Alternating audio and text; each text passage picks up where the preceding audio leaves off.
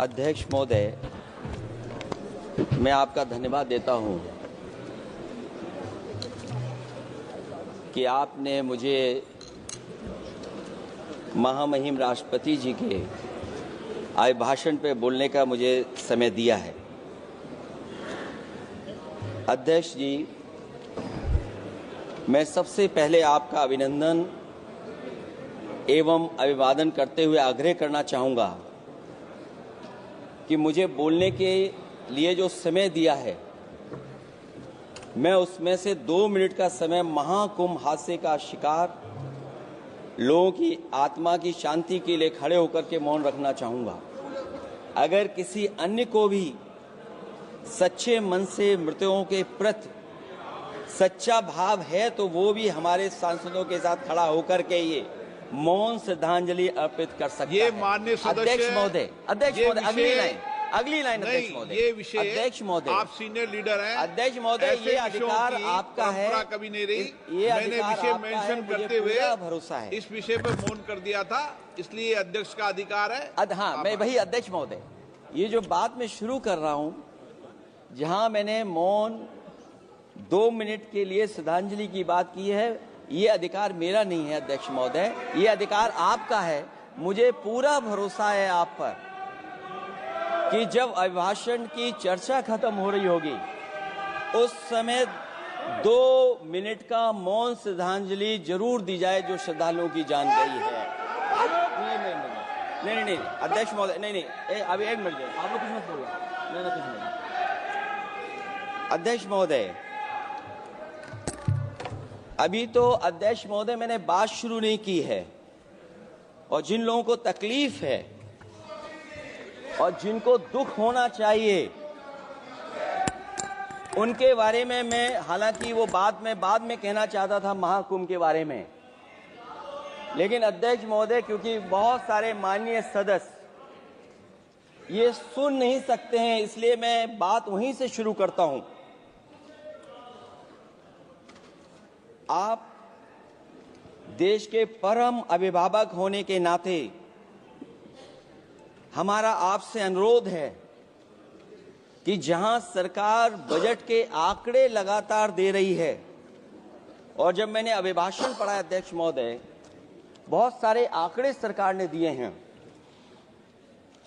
आंकड़े देने से पहले महाकुंभ में मरने वालों के आंकड़े भी दे दें।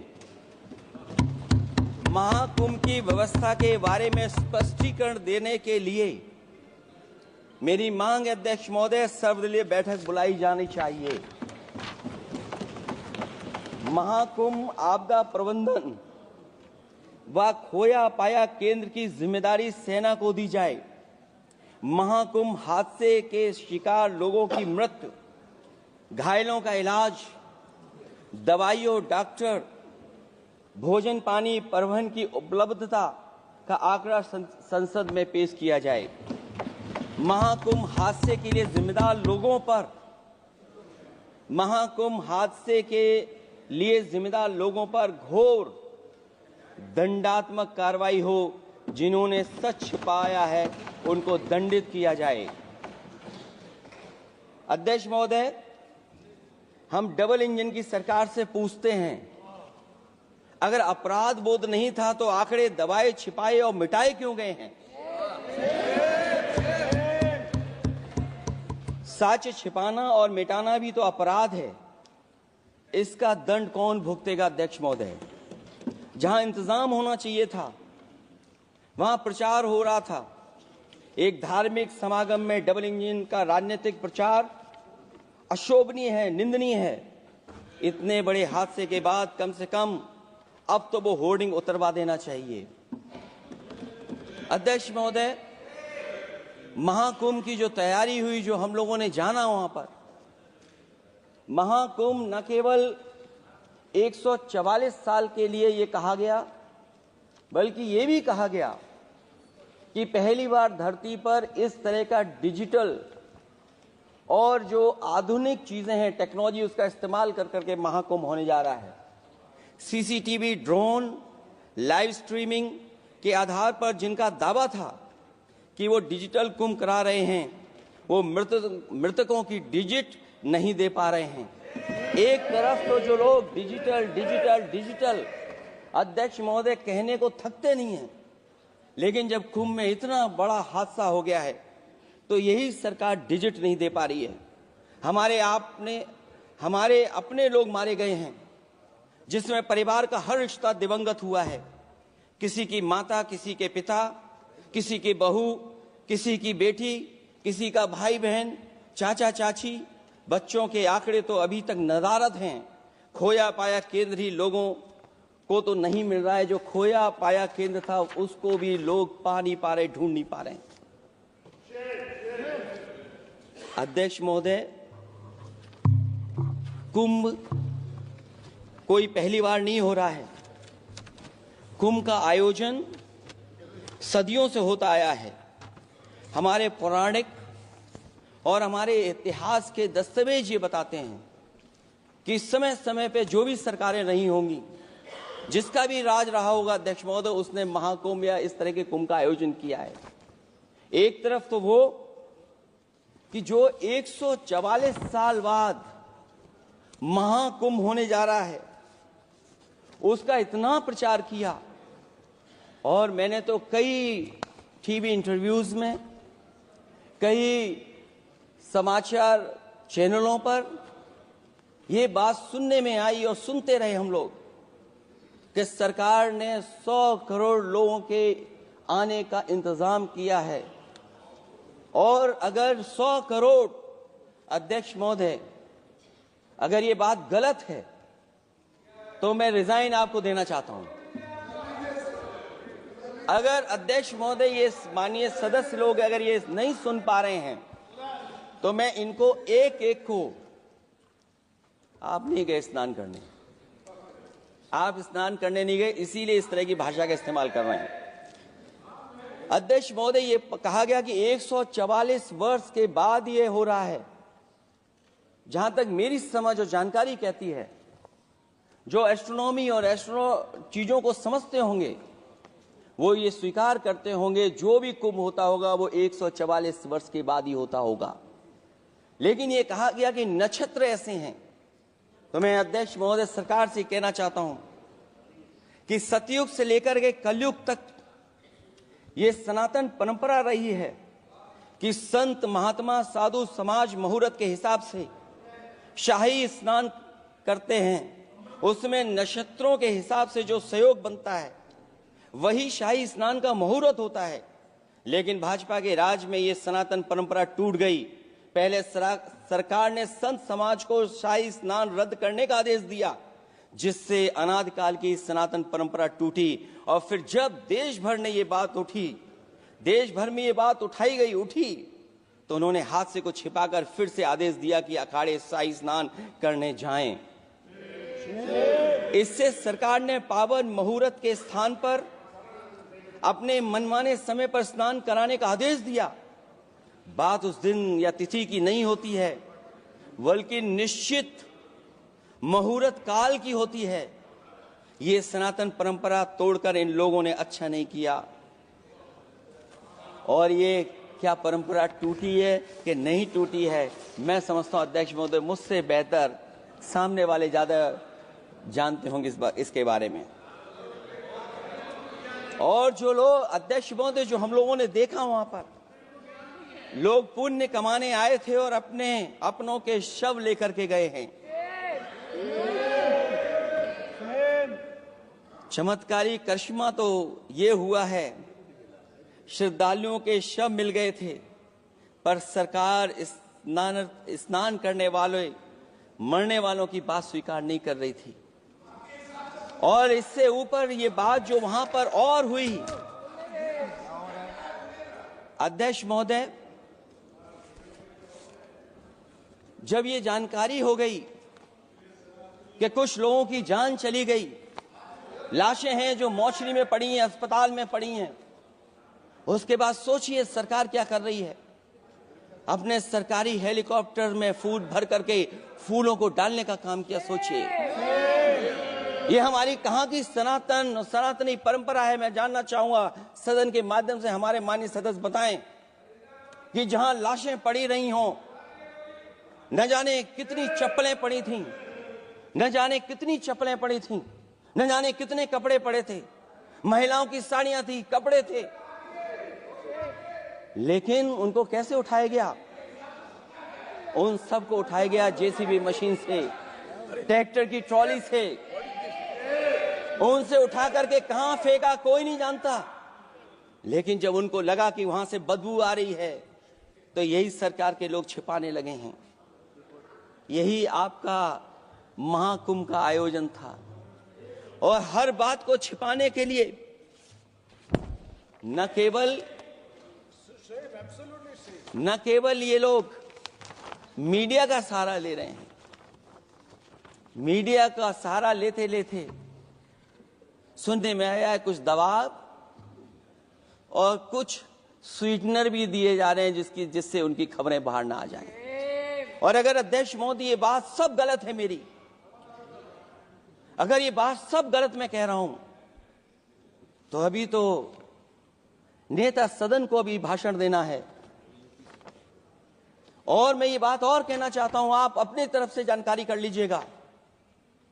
हमारे उत्तर प्रदेश के मुख्यमंत्री जी ने शोक नहीं प्रकट किया था। जब देश की राष्ट्रपति और प्रधानमंत्री जी ने शोक प्रकट किया, उसके बाद 17 घंटे बाद सरकार ने स्वीकार किया। अध्यक्ष मोदी, ये वो लोग हैं जो आज भी कोई सच्चाई स्वीकार नहीं कर सकते। इनका रास्ता क्या है मैं नहीं जानता हूं, कहां ले जाना चाहते हैं। लेकिन जब अध्यक्ष महोदय मैंने अभिभाषण पढ़ा है राष्ट्रपति महोदया का, तो वही पुरानी बातें कि 12 करोड़ शौचालय बन गए हैं, 10 करोड़ गैस कनेक्शन हो गए हैं, 80 करोड़ लोगों को राशन दिया जा रहा है, 25 करोड़ लोगों को मिडिल क्लास में शामिल कर दिया गया, न्यू मिडिल क्लास में शामिल कर दिया गया। 80 और 85 को अगर हम जोड़ दें अध्यक्ष महोदय, 105 करोड़ हो गए। बच्चों को और जोड़ दें तो सरकार अध्यक्ष महोदय किसके लिए काम कर रही है? किसके लिए काम कर रही है? अगर 80 को राशन दें, 25 को न्यू मिडिल क्लास में जोड़ दें, 105 करोड़ हो गए। और जो बाकी बचे हैं हमारे देश की आबादी, जिसको 140 करोड़ बता रहे हैं, उसमें कम से कम बच्चे कुछ तो संख्या होगी, आधी आबादी की संख्या होगी। अगर उसको हम बाहर निकालें तो आगे आज सरकार किसके लिए काम कर रही है? वही बात पुरानी सुनने को मिलती है कि राष्ट्रीय मिलिट्री स्कूल बन गए हैं, राष्ट्रीय मिलिट्री स्कूल जिनमें बालिकाओं की भर्ती शुरू हो गई है। अध्यक्ष महोदय, ये एक बता दें जो नया इन्होंने 10 साल के अंदर राष्ट्रीय मिलिट्री स्कूल खोला हो। और कंफ्यूज मत होना, राष्ट्रीय मिलिट्री स्कूल कौन से होते हैं, सैनिक स्कूल कौन से होते हैं, ये कंफ्यूज मत होना। 10 साल में सोचिए अध्यक्ष महोदय, एक भी नया राष्ट्रीय मिलिट्री स्कूल नहीं खोला है। अगर खोला हो तो सरकार जरूर बताए। जो लोग कहते हैं हम ईज ऑफ डूइंग रिसर्च कर रहे हैं, अध्यक्ष महोदय, इनकी ईज ऑफ डूइंग रिसर्च हमने देखी है। इनकी ईज ऑफ डूइंग रिसर्च अपनी इमेज चमकाने के लिए और दूसरे की इमेज बर्बाद करने के लिए ईज ऑफ डूइंग रिसर्च चल रही है। ईज ऑफ डूइंग बिजनेस, मैं देखता हूं जहां कहीं भी इन्वेस्टमेंट मीट होती है, देश के सभी मंत्री वहां पहुंच जाते हैं, सरकार के मुखिया भी जाते हैं वहां। मुझे याद है उत्तर प्रदेश में सबसे बड़ा आयोजन हुआ था इन्वेस्टमेंट मीट का। न केवल इन्वेस्टमेंट मीट इन्वेस्टर्स को बुलाया गया था, बल्कि डिफेंस एक्सपो के भी कार्यक्रम कई हुए थे। और अध्यक्ष महोदय, भरोसा ये दिलाया गया था कि जो एमओयू हो रहे हैं 40 लाख करोड़ के, उसको जमीन पर उतार लिया जाएगा। मैं इन्हीं डबल इंजन की सरकार से जानना चाहता हूं कि जो 40 लाख करोड़ के एमओयू हुए, उसमें कितना जमीन पर यह सरकार उतार पाई है? कहीं ऐसा तो नहीं है कि सरकार के डबल इंजन आपस में ही टकरा रहे हों अब तो जो खबरें हम लोग पढ़ते हैं, न केवल इंजन टकरा रहे हैं अध्यक्ष महोदय, अब तो डब्बे भी टकराने लगे हैं। सुना है क्योंकि दिल्ली में चुनाव है, आप इंजीनियर की डब्बा हैं। ये हमारे पुराने माननीय सदस्य हैं, आप हम एक हैं, बस जगह अलग बदल गई। जिस विभाग के मंत्री हैं वो हमारा ही काम है, आप लोग अच्छा नहीं कर रहे हैं। अध्यक्ष महोदय, दिल्ली का चुनाव है तो मैंने राष्ट्रपति जी के अभिभाषण में सुना कि यहां पर मेट्रो की जो दूरी है वो दुगनी कर दी गई है, पटरी दुगनी कर दी गई है, एक्सपेंशन हो गया है इतना। अध्यक्ष महोदय, मैं स्वीकार करता हूं दिल्ली का चुनाव है, एक्सपेंशन की बात करेंगे, लेकिन कभी आपने क्यूटो का नाम सुना है? आपने वेनिस का नाम सुना है? मैं अध्यक्ष महोदय आपके माध्यम से, जिसको क्यूटो बनाने के लिए सपना देखा गया था, 10 साल पूरे हो गए हैं, अभी तक वहां पर मेट्रो की शुरुआत नहीं कर पाए हैं। और अध्यक्ष महोदय, मैं ये बात इसलिए कह रहा हूं, अध्यक्ष महोदय मैं इसलिए बात कह रहा हूं कि जिस समय समाजवादी सरकार थी, जितनी भी मेट्रो आज यूपी में चल रही हैं, सब की सब समाजवादियों की देन है, एक भी आपकी देन नहीं है। और इस समय पर मैं याद करना चाहता हूं, उस समय देश के प्रधानमंत्री मनमोहन सिंह जी को जब मैं पहली बार मुख्यमंत्री बनकर के उनसे मिलने गया था, मैं बहुत सारे उनके काम उत्तर प्रदेश के लेकर के गया था। आज वो हमारे बीच नहीं हैं, लेकिन कम से कम उन्हें इसी बात से याद कर रहे हैं, जो जो मैंने काम उस समय दिए थे, एक एक काम उस समय के प्रधानमंत्री जी ने मेरा पूरा कर करके, और उसका परिणाम ये हुआ है अध्यक्ष महोदय, और उसका परिणाम ये हुआ है कि आज उत्तर प्रदेश में जितनी भी मेट्रो चल रही हैं, चाहे वो लखनऊ की हो, कानपुर की हो, आगरा की हो, नोएडा की हो, ग्रेटर नोएडा को जोड़ रही हो, दिल्ली को जोड़ रही हो। और अध्यक्ष महोदय, जिस समय उद्घाटन हुआ था दिल्ली से नोएडा को जोड़ने वाली मेट्रो का, उस समय देश के प्रधानमंत्री एक विदेश के बहुत बड़े उनके साथ बैठ करके गए थे उद्घाटन करने। वो अगर किसी ने काम किया था पूरा, तो नोएडा अथॉरिटी और समाजवादी सरकार ने, उसमें आपकी देन कोई नहीं थी। ये बात मैं मेट्रो की इसलिए कर रहा हूं कि जो लोग दिल्ली में मेट्रो बना रहे हैं, वो बनारस में मेट्रो क्यों नहीं बना पा रहे हैं? और दिल्ली का विकास अपने आप हो जाएगा, बस ये जो भारतीय जनता पार्टी की दिल्ली वाली सरकार है वो हस्तक्षेप करना बंद कर दे। अध्यक्ष महोदय, रिवर लिंकिंग का कार्यक्रम कुछ दिन पहले प्रधानमंत्री जी ने किया। अध्यक्ष महोदय, मैं आपके माध्यम से, जहां किसानों के लिए एक नई चीज आ रही है, जिससे कि न केवल उनकी खेती बाड़ी बल्कि बहुत सा सुधार दिखाई देगा। खेती बाड़ी को भी पानी मिलेगा, पीने का भी पानी होगा। इंटरलिंकिंग पुरानी योजना है, और मुझे याद है जब पहली बार उसका MOU साइन हुआ था, उस समय दोनों प्रदेश के मुख्यमंत्री शामिल थे, लेकिन जब उद्घाटन हुआ है तो दोनों के प्रदेश के मुख्यमंत्री वहां से गायब थे। और वो कारण अगर जानना चाहोगे तो वो कारण भी बता दूंगा अगर आप कहोगे तो। जहां इंटरलिंकिंग हो रही रिवर की, ये अच्छी योजना है। 40,000 करोड़ रुपए आप खर्च करने जा रहे हैं। लाखों लाख जमीन उत्तर प्रदेश और मध्य प्रदेश की सिंचाई के लिए शामिल हो जाएगी। लोगों को पीने का पानी मिलेगा, लेकिन जिनकी जमीन जाएगी उन किसानों को, गरीबों को क्या सरकार मदद कर रही है? लैंड एक्विजिशन मैंने भी की एक समय पर, और मुझे याद है अध्यक्ष महोदय, जब मैंने लैंड एक्विजिशन किया था, उसमें भारत का ये लैंड एक्विजिशन एक्ट नहीं आया था। मैंने किसानों से बातचीत की थी और किसानों से समझाया कि ये योजना से, परियोजना से क्या लाभ होने जा रहा है। वहां के किसान तैयार हो गए, और उसका परिणाम ये था कि 21 महीने में देश का सबसे बेहतरीन एक्सप्रेसवे और जमीन एक्वायर कर करके हम लोगों ने बना करके दिखा दिया। और जब उद्घाटन हुआ था तो उसमें भारतीय वायुसेना के विमान सुखोई और मिराज को उतार करके हम लोगों ने उद्घाटन किया था उसका।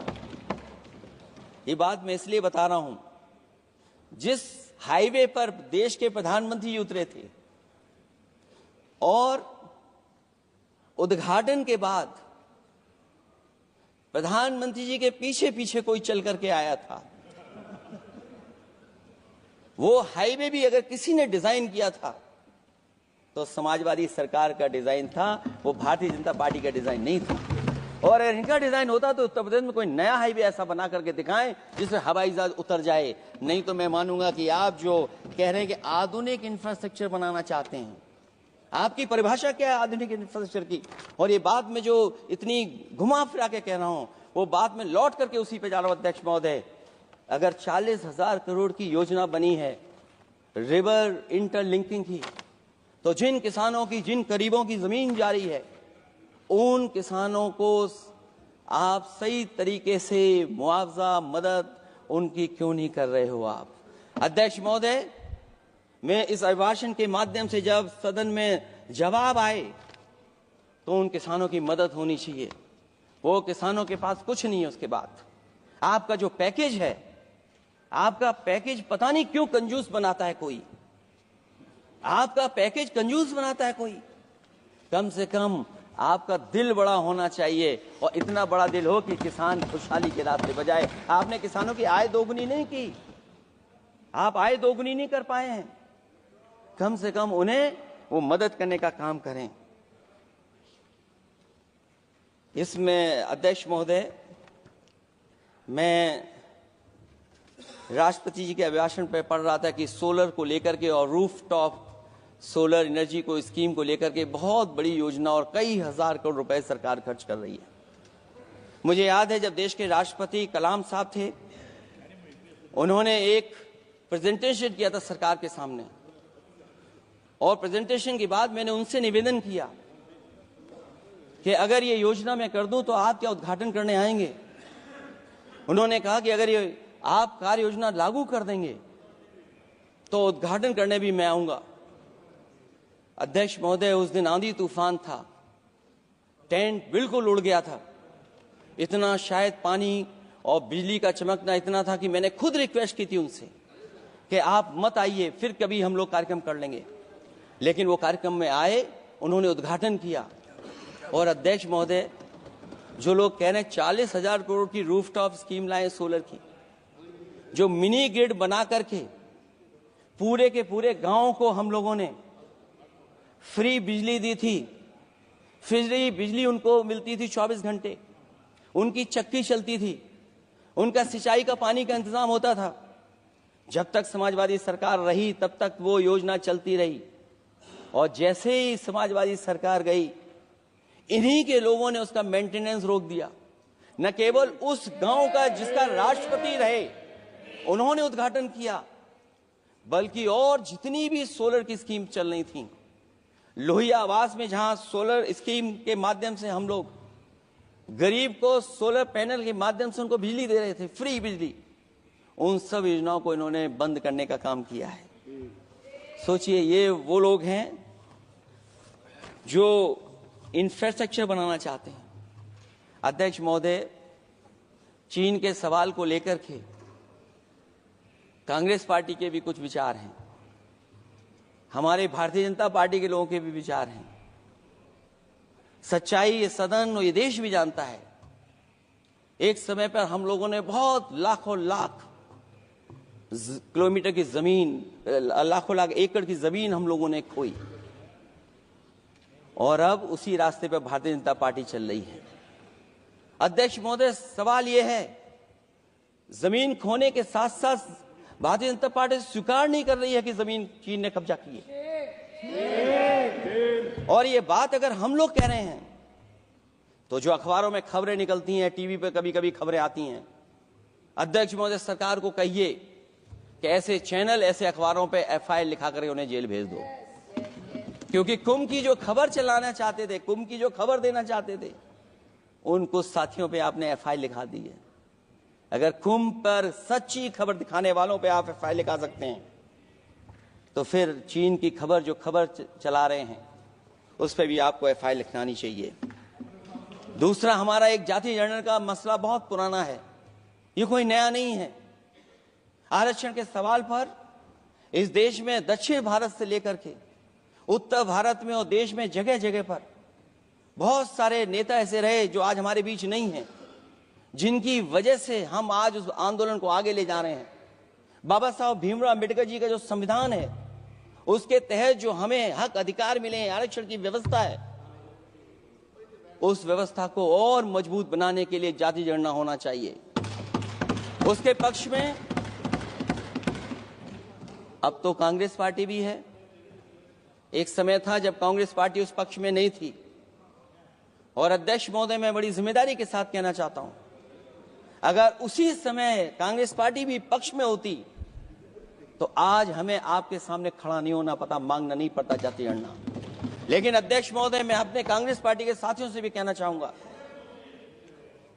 अध्यक्ष महोदय, मैं कांग्रेस पार्टी के साथियों से भी कहना चाहता हूं, हम आपके साथी हैं और इस मुद्दे पे तो हम आपके साथ और आपके आगे भी चल करके आपका साथ दे देंगे। अब जाति जनगणना को कोई नहीं रोक सकता है। एक दिन ऐसा आएगा अध्यक्ष महोदय, एक दिन ऐसा आएगा, कोई टकरार नहीं है, आपके इंजन जैसे नहीं है। आपका एक इंजन, अध्यक्ष महोदय, ये अध्यक्ष महोदय, हम तो, मुझे कभी कभी ये लगता है कि प्रधानमंत्री जी जितना अपने लोगों को ध्यान दे करके समझाते हैं, इतना ये समझते ही नहीं है। वो अध्यक्ष महोदय, वो सबसे ज्यादा सोशल मीडिया के बारे में जानकारी रखते हैं। आप भी जानकारी रखा करो। अगर आप जानकारी रखोगे तो आपको सच्चाई पता लग जाएगी। एक इंजन ने नमस्कार नहीं किया था दूसरे इंजन को, अगर याद हो तो पता कर लें। और ये बात अगर छिपी हुई हो, ऑनर मेंबर, अध्यक्ष महोदय, अभी तो मैंने शुरू नहीं किया, मेरा लिखा हुआ बहुत लंबा है। कंक्लूड करें, आप समाप्त करें प्लीज। और अध्यक्ष महोदय, एक सवाल और बड़ा उठा है, नौकरी को लेकर के, रोजगार को लेकर के, और हमारे भारत की जो मैन्युफैक्चरिंग सेक्टर है उसको बढ़ावा कैसे दिया जाए। चीन जैसा देश केवल एक पे हमला नहीं कर रहा है अध्यक्ष महोदय, आपकी जमीन भी छीन रहा है और आपका बाजार भी छीन रहा है।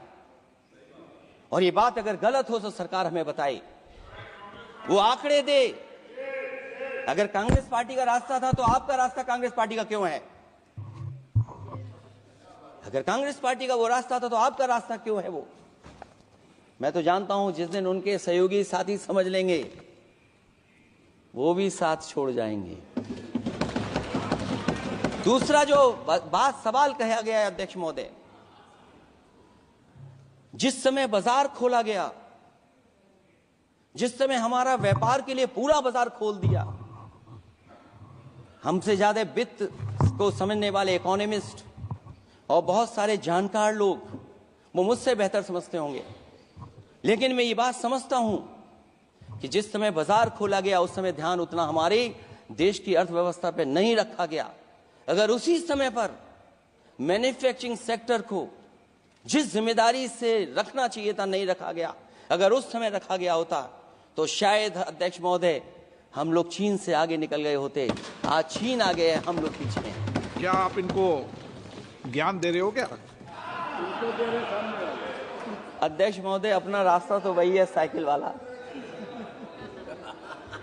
इसलिए अध्यक्ष महोदय, अगर मेरा समय है अभी, क्योंकि मैं बहुत कुछ लेकर के आऊं। और जहां तक इंफ्रास्ट्रक्चर की बात है, आप कहते हैं कि देश का आधुनिक इंफ्रास्ट्रक्चर बनेगा, न केवल उसके नागरिकों को एक बेहतर जीवन, देश की नई पहचान देता है, बल्कि देश को एक नया आत्मविश्वास भी देता है।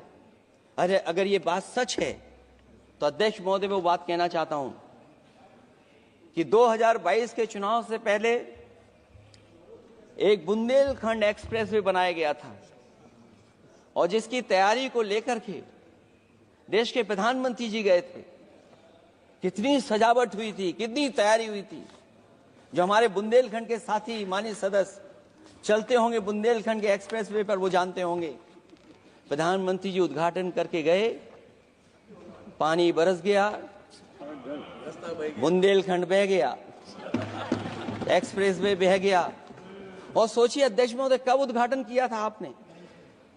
22 में, और आज भी मेंटेनेंस चल रहा है उसमें। 22 के बाद से आज तक भी मेंटेनेंस चल रहा है। और कहीं अगर आपने जो गाड़ियां बाजार में ला दी हैं, जो बाजार में आजकल अध्यक्ष महोदय जो गाड़ियां आ गई हैं, अगर वो कहीं अपनी रफ्तार से चलेंगी तो या तो पेट दर्द होगा या कमर का दर्द होगा, दोनों में से एक के लिए तो इलाज जाना ही पड़ेगा। और वो कितने हजार करोड़ का बना? 14,000 करोड़ का। इसी तरह गोरखपुर लिंक एक्सप्रेसवे यूपी में 91 किलोमीटर, जो हमारे रोड की जानकारी रखते होंगे, एनएचआई की जानकारी रखते होंगे, वो जानते होंगे कि गोरखपुर लिंक जो 2022 में शुरू हो जाना चाहिए था, वो अभी तक शुरू नहीं हो पाया। वो 91 किलोमीटर का 7,283 करोड़ का बन रहा है। जो पूर्वांचल एक्सप्रेसवे, कभी समाजवादी सरकार ने उसको डिजाइन किया, उसको सब कुछ आगे बढ़ाया, वो 340 किलोमीटर का 22,000 करोड़ के लगभग का बना है। लेकिन जहां तक मैं बना करके छोड़ गया वहां से आगे नहीं बढ़ा। और अगर वो बढ़ गया होता तो बिहार और बंगाल के लोगों के लिए बहुत रास्ता आसान हो जाता। इसी तरह एक गंगा एक्सप्रेसवे बन रहा है, जिसके बारे में सरकार ने ये कहा कि हम कुंभ से पहले शुरू कर देंगे, कुंभ से पहले गंगा एक्सप्रेसवे शुरू हो जाएगा। अध्यक्ष महोदय, वो नहीं शुरू हो पाया। मुझे लगता है जिस रफ्तार से वो काम हो रहा है, अगला जब अर्ध कुंभ आएगा तब तक ही बन पाएगा वो। ये बातें मैं इसलिए बोल रहा हूं अध्यक्ष महोदय, क्योंकि यूपी को, बिहार को दे दिया, हमें कोई तकलीफ नहीं है। बिहार भी तरक्की करे, हम भी साथ देंगे बिहार का, कोई तकलीफ नहीं है। लेकिन यूपी में अगर कोई भी एक भारत सरकार के एनएचआई का एक्सप्रेसवे आया हो तो बता दे। एक भी कोई एक्सप्रेसवे दिया हो तब, जब देश के प्रधानमंत्री को 2 बार और नहीं तीसरी बार भी मौका दिया उत्तर प्रदेश ने। मैं अध्यक्ष महोदय आपका इशारा समझ रहा हूं। बाकी अध्यक्ष महोदय भाषण में अब बजट पे पढ़ दूंगा, मेरा बाकी भाषण बजट में होगा। मैं अपना भाषण खत्म करते हुए केवल इतना कहना चाहता हूं, मैं जो मेरे सुझाव आए हैं उन सुझावों को शामिल करे सरकार, और केवल प्रचार में न रहे सरकार। अध्यक्ष महोदय, मैं अपनी बात खत्म करने से पहले जो राष्ट्रपति जी ने कहा है, मैं भी सहमत हूं उससे। मैं उनकी सब लाइनें पढ़ना चाहता हूं। जो राष्ट्रपति महोदया जी ने कहा है, मैं उससे सहमत हूं। हमारा हिंदुस्तान 140 करोड़ आबादी वाला देश है। हमारे यहाँ भिन्न भिन्न राज्य, भिन्न भिन्न क्षेत्र, भिन्न भिन्न भाषाएं हैं, परंतु एक राष्ट्र के रूप में हमारी एक ही पहचान है, हिंदुस्तान। और हमारा एक ही संकल्प है, एक ही लक्ष्य है, विकसित हिंदुस्तान। आने वाले वर्षों में देश को विकसित राष्ट्र बनाने के लिए हम सभी दृढ़ संकल्पित हैं। इस संकल्प में देश के शहीदों की प्रेरणाएं हैं, पूज्य बापू के मानवीय आदर्श हैं, और सरदार पटेल जैसी मां भारती की संतान द्वारा हमें दिलाई गई एकता की शपथ है। हमें इन प्रेरणाओं को आगे रखते हुए एकता के इस समर्थ विकसित हिंदुस्तान के संकल्प को पूर्ण करना है। आइए हम एक बार फिर एकता के संकल्प को दोहराएं और हिंदुस्तान के सपनों को पूरा करने के लिए कटिबद्ध हों। जब हम साथ मिलकर बढ़ेंगे तो हमारी भावी पीढ़ियां 2047 में अवश्य विकसित, सशक्त, समर्थ, समृद्ध, सोशलिस्ट, सेकुलर, डेमोक्रेटिक हिंदुस्तान देखेगी। मैं इतनी ही बात कहते हुआ, क्योंकि 10 बजट आपने पेश किए हैं, वो आप समझ गए होंगे, आप समझ गए बात को जो मैं कह रहा हूं। अध्यक्ष महोदय, जो बात मैं कह रहा हूं वो बात वहां तक पहुंच गई है। उनके चेहरे बता रहे हैं कि बात वो पहुंच गई है। और मैं अपने अंत में बस यही कहूंगा क्योंकि 10 बजट के बाद ये अभिभाषण सुन रहे हैं हम लोग। 11वां बजट आ गया है। बजट हो ऐसा जिसमें सबके लिए उम्मीदें हों, समृद्धि की दिवाली और खुशियों की ईद हो। बहुत बहुत धन्यवाद अध्यक्ष महोदय, मैं आपका धन्यवाद देता हूं और सभी माननीय सदस्यों का जिन्होंने सुनने का काम किया। बहुत धन्यवाद। श्री सौगत राय जी।